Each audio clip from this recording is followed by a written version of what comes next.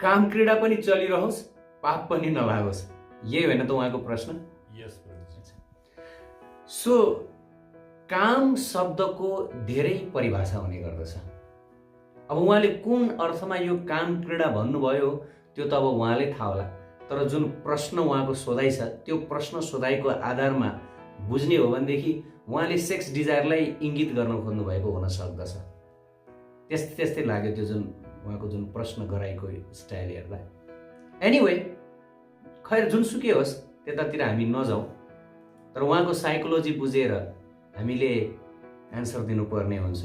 त कामको परिभाषा अनेकौं हुन सक्छ, शास्त्र पिच्छे हेर्नुहोस्।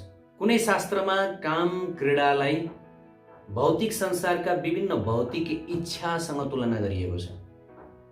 यो विविध किसिमका हाम्रो मनमा इच्छाहरू आइरहन्छ नि, भौतिक इच्छा हो, यसलाई काम भनेर भनेको छ। अनि कुनै शास्त्रमा चाहिँ काम भनेको सेक्स डिजायर भनेको छ। जस्तै एउटा प्रसिद्ध ग्रन्थ छ जसलाई कामसूत्र भनिएको छ। त यो शास्त्रकारहरूले काम शब्दलाई विभिन्न तरिकाले वर्णन गर्नुभएको छ। त उहाँको जुन प्रश्न गराएको आधारमा काम भनेको सेक्स डिजायर अर्थात् समागम, स्त्री पुरुष समागमको त्यस्तै छ। त के स्त्री पुरुष समागम गरिरहने र साथसाथै पापबाट पनि मुक्त रहने यस्तो कुनै छ होला उपाय? किनभने शास्त्रमा त बताइएको छ यदि स्त्री पुरुष समागम गरिन्छ, सम्भोग गरिन्छ, जुन विशेष गरी धर्म विरुद्ध हुन्छ भनेदेखि त्यसबाट रियाक्सन भोग्नु पर्दछ, त्यो पाप कर्म हो, त्यो अनाचार हो र नरक जानुपर्ने हुन्छ र संसारमा पनि विविध किसिमका प्रतिफलहरू भोग्नु पर्दछ भनेर शास्त्रमा बताइएको छ, हैन? त अहिले भौतिक सभ्यता, भौतिक जमानाका मानिसहरू विशेष गरी काम क्रीडामा पनि लिप्त रहन चाहन्छन् र साथसाथै यो काम क्रीडाबाट, यसको रियाक्सनबाट कसरी मुक्त रहने त्यो सेफ ल्यान्डिङ पनि खोज्ने गर्दछन्। छ, सेफ ल्यान्डिङ छ, डेफिनेटली छ, हरेक कुराको सेफ ल्यान्डिङ छ, हैन? जस्तै कानुनमा पनि सेफ ल्यान्डिङ हुन्छ। यदि कसैले कानुन विरुद्धको काम गर्न चाहन्छ तर कानुनको फन्दामा पर्न चाहँदैन, त्यसका पनि सेफ ल्यान्डिङहरू विशेष गरी वकिलहरूले, जजहरूले दिने गर्दछन्, हैन? तर ती सेफ ल्यान्डिङहरूमा रिस्क भने चाहिँ निश्चित रूपले हुन्छ, रिस्क सहित हुन्छ। रिस्क नहुने पुरै रिस्क फ्री हुन्छ भन्ने चाहिँ हुँदैन, तर रिस्क पनि हुन्छ। अब श्रीमद् भागवत गीता, अब मेन भनेको त हामीले शास्त्रबाटै बताउनु पर्छ, हाम्रो व्यक्तिगत विचार बताउने कुरा भएन। त्यो पनि यस्तो महत्त्वपूर्ण सवालमा, विशेष गरी यो त साझा सवाल हो नि, सबै मानिसहरूको सवाल हो नि, हैन? त यो सवालमा अब भगवत गीतामा कृष्ण भगवानले के बताउनु भएको छ त? काम क्रीडा पनि चलिरहोस्, पाप कर्म पनि नलागोस्। यो सम्भव छ कि छैन? त जाउँ, भगवान कृष्ण यस विषयमा बताउनु हुन्छ, के बताउनुहुन्छ है त? सो जाउँ, अब यहाँहरूलाई म डाइरेक्ट भगवत गीताबाट पढेर सुनाउँछु। श्रीमद् भागवत गीता अध्याय 7 श्लोक संख्या 11बाट मैले यो श्लोक यहाँहरूलाई बताउन जाँदैछु। कृपया ध्यान दिएर सुन्नुहोला। यदि यहाँहरूले पेन र पेपर आफ्नो साइडमा राख्नु भएको, नजिकै राख्नु भएको छ भनेदेखि लेख्नु पनि होला, टिप्नु होला। हेर्नुहोस् है, अध्याय 7 श्लोक संख्या 11 बिर्सन सक्नु होला। यहाँले के गर्न सक्नुहुन्छ भन्दाखेरि यो श्रीमद् भागवत गीताको अध्याय टिप्नु होला र श्लोक संख्या पनि टिप्नु होला। अध्याय 7 श्लोक संख्या 11 कृष्ण भगवान अर्जुनलाई बताउनुहुन्छ, बलम बलवतम चाहम काम राग विवर्जितम धर्म विरुद्धो भूतेषु कामोस्मि भरतर्षभ। म फेरि पनि बताउँछु, त्यो उहाँले सोध्नु भएको प्रश्न, उहाँले मात्र होइन, अधिकांश महानुभावको प्रश्न यही छ आजकल। उहाँहरूको प्रश्नको उत्तर अब यहाँ कृष्ण भगवानले दिँदै हुनुहुन्छ। बलम बलवतम चाहम काम राग विवर्जितम धर्म विरुद्धो भूतेषु कामोस्मि भरतर्षभ। अब यसको शब्दार्थ पनि सुनौ। बलम, बलमको अर्थ हो शक्ति, बलवतम बलवानहरूको, च तथा अहम म हुँ, काम विषय भोग अर्थात् काम क्रीडा, जुन त्यहाँ उहाँले प्रयोग गर्नुभएको जुन शब्द छ काम क्रीडा है। राग र आसक्ति विवर्जितम रहित भएको, धर्म अविरुद्ध धार्मिक नियमको अविरोधी, भूतेषु समस्त जीवहरूमा, काम विषयी जीवन अस्मि म हुँ। भरत ऋषभ हे भरत कुलमा श्रेष्ठ। अब यसको नेपाली अर्थ पनि सुनिहालौँ है त। यो त अब संस्कृतको प्रकृति प्रत्यय गरियो। अब यसको नेपाली अर्थ यस प्रकार हुन्छ। हे भरत श्रेष्ठ अर्जुन, म बलवानहरूको काम र उत्तेजना विहीन बल हुँ। काम र उत्तेजना विहीन बल हुँ। म त्यो काम वासना हुँ जुन धर्मको सिद्धान्त विरुद्ध छैन। ल, भगवान कृष्णले क्लियर बताइदिनु भयो। म त्यो काम वासना हो, म त्यो काम क्रीडा हुँ जुन धर्मको सिद्धान्त विरुद्ध छैन। अब तात्पर्यमा श्रील प्रभुपादजी के बताउनुहुन्छ?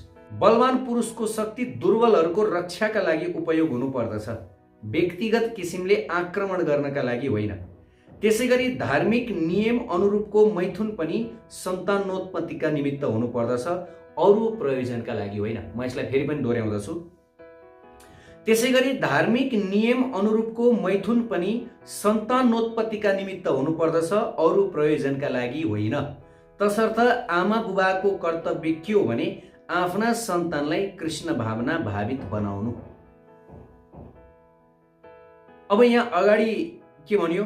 बलवान पुरुषको शक्ति दुर्बलहरूको रक्षाका लागि उपयोग हुनुपर्दछ। भगवान कृष्णले के भन्नुभयो? म बलवानहरूको काम र उत्तेजना विहीन बल हुँ। जब कोही बलवान व्यक्तिमा उत्तेजना सहित र काम वासना सहित, काम अघि नै पनि मैले भने नि, केवल सेक्स डिजायरलाई मात्रै काम वासना भनिँदैन। भौतिक इच्छा हुन्छ नि, प्रगाढ आकांक्षा हुन्छ नि, त्यसलाई पनि काम वासना भनिन्छ हैन। जब कुनै बलवान व्यक्तिले आफ्नो भौतिक इच्छा, भौतिक स्वार्थ पूर्तिका निमित्त कुनै कार्य गर्दछ अथवा अरूलाई दुःख दिन्छ भनेदेखि वास्तवमा यो अधर्म हो। र उत्तेजनाद्वारा उत्तेजित भएर हैन, जब यस प्रकार उसले अरूलाई आक्रमण गर्दछ भनेदेखि त्यो अधर्म हो भगवत गीताको यो श्लोकको आधारमा। तर यदि उत्तेजना रहित भएर, काम वासना रहित भएर, आफ्नो स्वार्थ रहित भएर यदि उसले कर्तव्य कर्मका रूपमा कसैमाथि आक्रमण गर्दछ भने त्यसलाई अधर्म भनिएको छैन। जस्तै उदाहरणको लागि सैनिकहरू हैन, सैनिकहरू सरकारको आदेश अनुसार उनीहरूले आतंककारीहरूलाई मार्दछन् युद्धमा। सरकारको आदेश अनुसार उनीहरूले गोली चलाउँदछन्, पब्लिकहरू पनि मर्न सक्छन्। तर त्यसबाट त्यो सैनिक दण्डको भागी बन्दैन। किनकि त्यहाँ उसको व्यक्तिगत स्वार्थ अथवा व्यक्तिगत काम वासना पनि, काम भावना हुँदैन र साथसाथै त्यहाँ उसको उत्तेजना पनि हुँदैन, व्यग्रता पनि हुँदैन। त्यहाँ त बस उसले आदेश मात्र पालना गरेको हुन्छ, बस आदेश मात्र पालना गरेको हुन्छ। त्यसै गरी आएर जुन सेक्स लाइफ, काम क्रीडा भनौँ, त्यो काम क्रीडा धर्म विरुद्ध छैन। अब धर्म, यो कुरा हामीले राम्रोसँग बुझ्नु पर्दछ है। हेर्नुहोस्, शास्त्रमा मैथुन जीवनलाई वर्जित गरिएको छैन। मैथुन जीवन वर्जित छैन। वास्तवमा यहाँ भगवान श्रीकृष्णको आधारमा बुझ्ने हो भने त मैथुन जीवन भगवान श्रीकृष्णको सेवा हुन सक्दछ यदि त्यसलाई राइट तरिकाले उपयोग गर्न सकेको खण्डमा। तर यदि त्यसलाई रङ तरिकाले उपयोग गरियो भनेदेखि त्यो अधर्म हुन्छ, नरकगामी हुन्छ। यहाँ कृष्ण भगवान त्यही बताउँदै हुनुहुन्छ। र सही तरिकाले उपभोग गर्नु भनेको के हो त? काम क्रीडालाई। हेर्नुहोस् है, यदि सन्तान उत्पत्तिका लागि काम क्रीडा गरिन्छ भनेदेखि त्यो धर्म हो।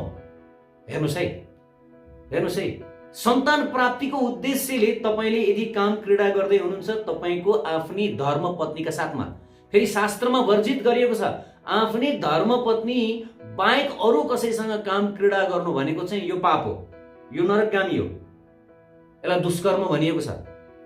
यसको रियाक्सन आउँछ हैन। त भगवान श्रीकृष्णले के भन्दै हुनुहुन्छ कि म त्यो सेक्स लाइफ हुँ, म त्यो काम क्रीडा हुँ जुन धर्म विरुद्ध छैन।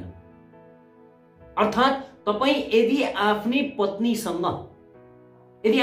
पत्नीसँग तपाई नियमित रहेर, अर्थात् रेगुलेटेड रहेर काम क्रीडा गर्नुहुन्छ विशेष विशेष पवित्र तिथिहरूलाई बार्नुहुन्छ, संयमित रहेर केवल सन्तानोत्पत्तिका लागि मात्रै, इन्द्रिय भोगका लागि होइन। यहाँ कृष्ण भगवानले त्यही बताउनु भयो। वास्तवमा काम क्रीडाको उपभोग भौतिक सुख, भौतिक आनन्द होइन, जुन स्पर्श सुख छ नि, स्पर्श सुख पाउने इच्छाले गरिन्छ भनेदेखि त्यो भनेको चाहिँ के हो भनिएको छ?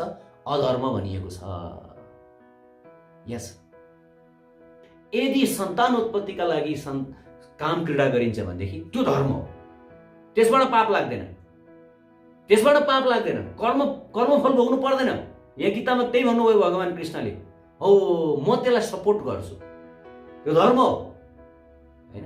यदि तपाईँ आफ्नी पत्नीसँग सन्तानोत्पत्तिका लागि तपाईँ महिनैभरि सम्भोग गर्नुहुन्छ, केवल सन्तानोत्पत्तिका लागि मात्रै है, फेरि सन्तानोत्पत्तिका लागि आजकल विशेष गरी यो अस्थायी साधनहरू प्रयोग गरेर, गर्भ निरोधकहरू प्रयोग गरेर मानिसहरू काम क्रीडामा लाग्ने गर्दछन्। हो, यसलाई पाप भन्नुहुन्छ कृष्ण। यो अधर्म हो, किनभने यहाँ सन्तानोत्पत्तिको उद्देश्य हुँदैन, यहाँ इन्द्रिय तृप्तिको उद्देश्य हुन्छ हैन, स्पर्श सुखको उद्देश्य हुन्छ। त्यसकारणले यो अधर्म हो। कृष्णले क्लियर बताउनु खोज्नु भएको छ, यो अधर्म हो हैन। अब यहाँ आफैले विचार गर्नुहोस् कि मैले कस्तो किसिमको काम क्रीडालाई यहाँ इङ्गित गरिरहेको छु हैन। यदि तपाईँहरू विवाहभन्दा अगाडि काम क्रीडामा संलग्न हुने त्यसलाई इङ्गित गरिरहनु भएको छ भनेदेखि त्यो पाप हो, त्यो अधर्म हो हैन। त्यसबाट तपाईँ बच्न सक्नुहुन्न, निश्चित रूपले बच्न सक्नुहुन्न। र आफ्नो पति पत्नी भनेको लाइसेन्स हो, काम क्रीडाको लागि लाइसेन्स हो। सन्तानोत्पत्ति त ठिक छ, तर त्यो सन्तानोत्पत्ति पनि यदि तपाईँ विवाह नगरिकन गर्नुहुन्छ भनेदेखि त्यो पापमै बन्दछ। यहाँ भगवान कृष्णले धर्म विरुद्ध, अर्थात् जुन काम क्रीडा धर्म विरुद्ध हुन्छ त्यो म होइन है, म त धर्मको अविरोधी काम क्रीडा हो भनेर भन्नुभएको छ। अनि धर्मको विरुद्ध भनेको के हो? विवाहभन्दा अगाडि सेक्सुअल अफेयर्सहरूमा लाग्नु र इलिसिट सेक्स अर्थात् अवैध स्त्री पुरुष सँग गर्नु, यसलाई नै धर्म विरोधी भनिएको छ। तर यहाँ श्रीकृष्णले भन्नुभएको छ, म धर्म अविरोधी काम वासना हुँ हैन। तपाईँ गर्नुहोस् आफ्नी पत्नीसँग सन्तान प्राप्त गर्ने उद्देश्यले, ल अब सन्तान पाऊँ है पत्नी भनेर तपाईँहरू प्लानिङ गरेर तपाईँ गर्नुहोस्, त्यसबाट कुनै पनि किसिमको अधर्म हुँदैन। तपाईँले रियाक्सन पनि भोग्नु पर्दैन, तपाईँलाई अधर्म पनि लाग्दैन, बरु उल्टो तपाईँलाई श्रीकृष्णले सपोर्ट गर्नुहुन्छ, तपाईँलाई धार्मिक सपोर्ट मिल्नेछ हैन। तर यदि त्यस प्रकार गर्न सक्नु भएन भनेदेखि कर्म लाग्छ, यसको फल भोग्नु पर्ने हुन्छ हैन। किन भन्दा शास्त्रमा त त्यही कुरा बताइयो, हामी गर्न सकौँला अथवा नसकौँला, शास्त्रका यी सम्पूर्ण विधि नियमहरू हामी पालना गर्न सकौँला, त्यो आफ्नो हैसियतमा भर पर्छ। तर शास्त्रमा त सत्य कुरा बताइएको छ, यता कुनै पनि जिब्रो चपाएर बोल्ने कुरा भएन हैन। इभन म आफैले पनि आफ्नै लागि यो कुरा भनिरहेको छु, केवल श्रोताहरूको लागि, प्रश्न सोध्नेवालाहरूको लागि मात्र होइन, म आफैलाई पनि, हामी सबैले यो कुरा बुझ्नु आवश्यक छ। र कसरी हुन्छ हाम्रो इन्द्रियलाई हामीहरूले सकेसम्म नियन्त्रणमा लिन सक्नु पर्दछ। किन भन्दाखेरि जहीँ तहीँ शास्त्रमा काम क्रीडालाई, काम वासनालाई भत्सनीय मानेको छ। जहीँ तहीँ यो ठुलो दुःखको कारण हो, यो ठुलो कष्टको कारण हो। भलै तपाईँ हामी पति पत्नीका साथमा नै किन नगरौँ, यो कष्टको कारण हो। संयमित जीवनभन्दा सुखमय र आनन्दमय जीवन केही पनि छैन है। तर त्यो संयमित जीवन प्राप्त गर्नको लागि राधा कृष्णको अखण्ड भक्ति भजनमा लाग्नु। अखण्डको अर्थ के हो? आज गर्ने भोलि नगर्ने, वन्स इन अ ब्लू मुन होइन, every day, every second, every moment. यो सबै मान्छेले, यो काम क्रीडा, यो संसारका जति पनि उत्तेजनाहरू छ, यसलाई मान्छेले तब मात्र जित्न सक्छ जब उसको हायर एम हुन्छ कि होइन। थ्योरिटिकली त विभिन्न कुरा भन्न सकिन्छ, तर थ्योरीले मान्छेलाई खासमा ऊ कन्भिन्स हुँदैन कि थ्योरीले। उसलाई भक्ति जीवनमा लागेर महान टेस्ट उसले पाउनै पर्छ कि